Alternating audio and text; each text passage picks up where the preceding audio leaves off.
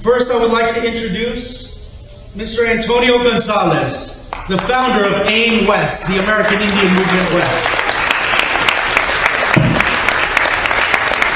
As a Vietnam veteran, Antonio lived the horror of war and was inspired to work for human rights.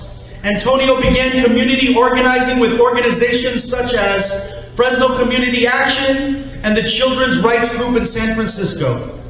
In 1982, Antonio began working with the International Indian Treaty Council, the first indigenous NGO in the United Nations, and eventually became a UN liaison. Antonio currently hosts KPF Radio's Bay Narrative Circle and Across Indian Land, and is a TV host to Eagle and Condor at San Francisco BABC Media. Please give a welcome to Antonio Gonzalez.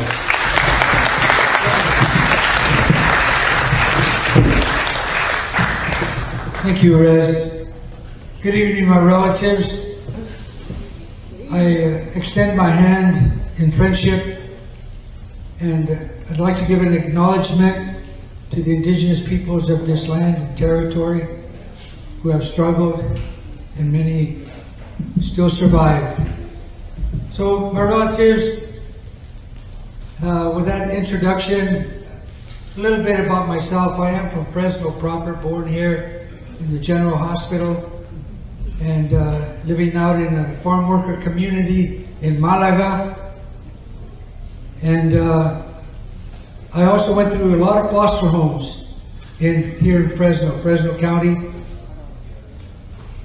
And it's through that I learned a lot about myself. And I also graduated right here at Fresno High School, just trying to qualify a little bit to you about myself. And I was in and out of juvenile hall. Don't get me wrong either. I was kind of trying to survive in these foster homes, where I also learned to lie. But I also graduated, and immediately I was drafted, and I was in the war in Vietnam. 1968, I graduated in 67, June. And by January, I had gotten my draft notice. And by September, I was already flying into Vietnam, trained in the infantry. And it was through those experiences in 68 and 69. I also became a disabled veteran. I was wounded twice there. And it was the second time I got wounded that I started getting woke. And I was a staunch Catholic. I was an altar boy out in St. Anthony's in one of the foster homes. But after the second time I got wounded, I tell you, I had a long talk with Jesus Christ. And I told him, I think I'm on the wrong side. And I started thinking about my own survival after that. And coming home, I was aimless. And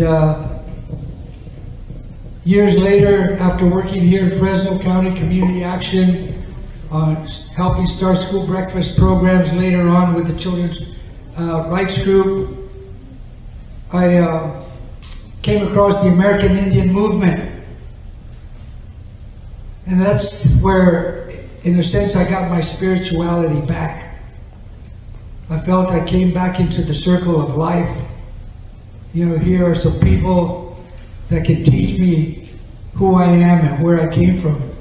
And so it's through those experiences in the American Indian Movement. I also worked with the American Indian Movement in the international arena. And I was there in 1983, starting with the Working Group on Indigenous Population. And on through the years to the present, I'm still working there with the UN somewhat as an NGO, as an Indigenous Peoples organization. But it's through those experiences and learning about the issues, I met international leaders worldwide to the moment.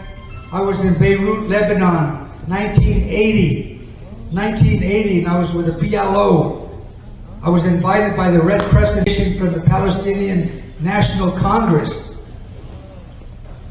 So it's through those experiences I'm trying to share with you, learning more about Chicanismo and about my Indianness.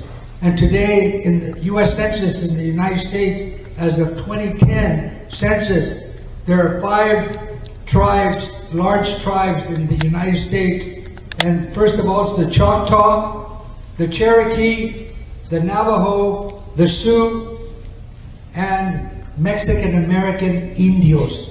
That's right, 175,000 in the census. So we've come a long way evolving. Thank you, my relatives. Thank you. Our third panelist this afternoon is Faisal Nasser. Faisal Nasser is a second-generation refugee that originated in Gaza. This is his bio.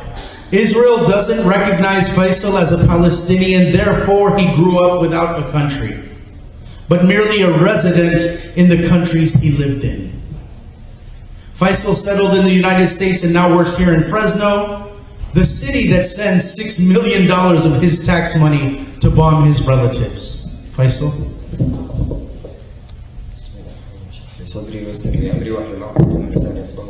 First of all, just a little correction here, I am a third-generation immigrant. Neither my parents nor my grandparents had a country that claimed them as citizens. Today, I am a U.S. citizen, and it saddens me what my country is doing. See, for me, what drew me to this country is the freedom of expression, the freedom to protest and to assemble, the freedom to criticize. Unfortunately, all that went out the door when it came into Gaza. An example of this that we saw happening is what happened at the college campuses to protesters a couple of months ago. Gaza has proven that those values are intact as long as it doesn't cost too much. See, for us Palestinian Americans, we believed in those values deeply. I came here and stayed here because of those values. I studied, I worked because of those values. I am a good citizen. And the outcome? My tax dollars are funding the bombing of my immediate family members. My grandfather's home was destroyed in this war. My cousins, my people, they were bombed and injured. The U.S. has sent $26.5 billion in fund this year alone in aid to Israel. That's the only way that Israel has been able to sustain this genocide. That's enough money to run the city of Fresno for 17 years. We not only alleviated Israel's financial issues with our money, but we're the #1 weapons supplier. The latest batch was 2 weeks ago. See, 2 weeks ago, Blinken the Butcher approved $20 billion. Shame. $20 billion worth of weapons to Israel. Thus far, 500 airplanes filled with weapons were sent to Israel from our own tax dollars. We can't escape taxes. And this is why I feel obligated to tell you where your money is going. Fresno alone sends over $6 million of your money to Israel. What our government is doing is the worst kind of psychological torture I have been exposed to. Do we not have enough issues that require funding domestically? Are our politicians so detached from reality that they decided our money is better spent going to Israel? What about our health care? What about our aging infrastructure, homeless issues, drug issues, expensive colleges? Do you know that Israel has free health care? Do you know that Israel has no debt? Do you know that Israel offers free college education? Yet, we're saddled here with $35 trillion of debt. And our city of Fresno sends $6 million every year for Israel. Our entire nation sends $4 billion to Israel. It is both disgraceful and disrespectful to our intelligence for our representatives to treat our money as a tool to gain favor and power. What I used to think I have is survivor's guilt, but what I have is much worse. What I have is blood on my hands, on all our hands. It's been almost a year of genocide. We've seen beheaded babies. And I'm here to let you know that you could do more, and you could stop this genocide. Thank you. Our fourth panelist this afternoon is Zaina Rose. Zaina is a Jordanian Palestinian American who grew up in Fresno. She received her BA in political science and her master's in special education. She's a special education teacher and a writer. Please give a warm welcome for Zaina.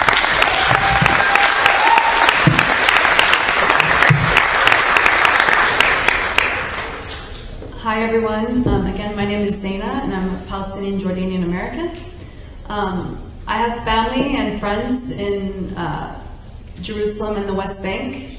My family I will speak about inshallah a little bit later.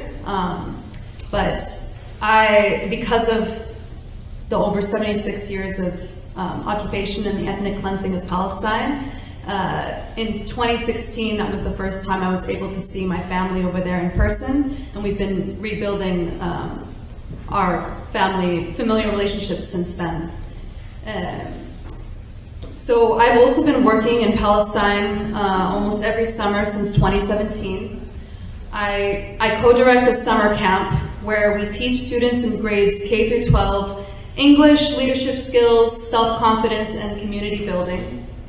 But another really big part of the camp is that we hire teachers internationally, and we take them on political tours throughout the West Bank and Jerusalem so that they can return to their home countries prepared to serve as allies. And now we have a really big network of teachers that are educated on Palestine, building curriculum, and working on their individual classrooms every day.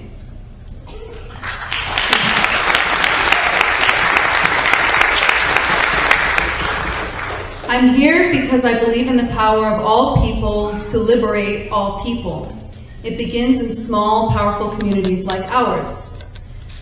Recently, I got the opportunity to spend 1 hour a week teaching remotely to a few student refugees from Gaza. One told me she got cut off at the 3rd year of her time in university. Another told me 22 members of his family have been killed. These stories are only the beginning, and they're proof that liberation work needs to be passionate and effective long, long after a ceasefire is established. The genocide in Gaza is unfortunately one symptom of a long history of ethnic cleansing in Palestine.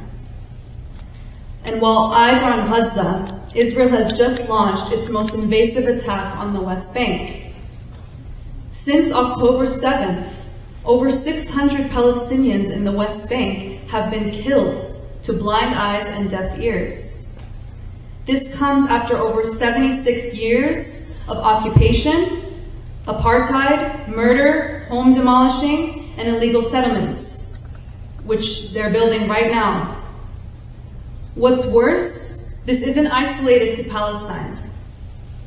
Palestine is the tragic victim of collaborated international powers who share money and arms, as Faisal was talking about, in order to gain access to land. And they'll do anything, even kill the they'll even kill the recognized number of 40,000 martyrs, which we know that number is much, much higher than what the international community recognizes it. And they'll kill those people in order to access that land. These international powers include the State of Israel and our government right here.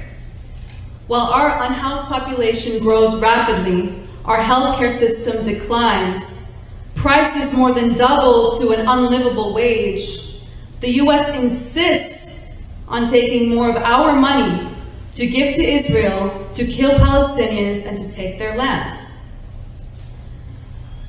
I'm here because every community matters in liberation work. Our liberation is tied to Palestine's. The whole world is watching innocent people get taken hostage, their homes destroyed, developing diseases, starving, losing limbs, and getting killed. And we cannot remain silent like the international community has. Thank you.